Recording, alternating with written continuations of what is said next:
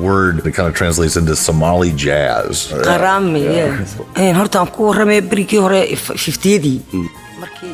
Said when Somali music around the 50s, like 1950s, where people didn't used to, like especially females, didn't used to show their name because of their families. It used to be shamed that Somali woman singing, and then like the first Somali female who sings Somali song, her name was Gududo. That's her hidden name.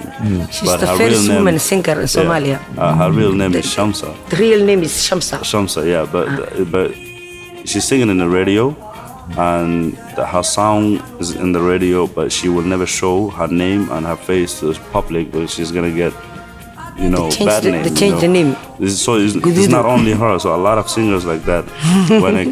At the 80s, when she come into music, she used to listen to the old Somali musicians like Kissa Haja and Sarah Ahmed, Mariam Salaf, and they used to like after the was it 70s, after everybody comes their name, 80 everybody famous, 70 famous. Yeah, 70s everybody was famous. They used to be comfortable because people understand. But before that, the 40s and the 50s and then the 60s, everybody used to not say their name, especially females.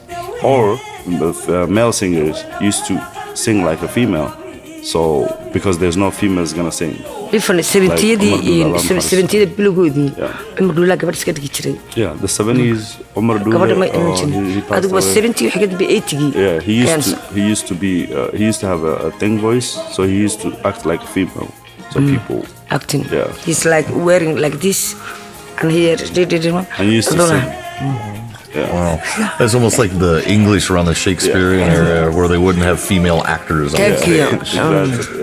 Yeah. Exactly.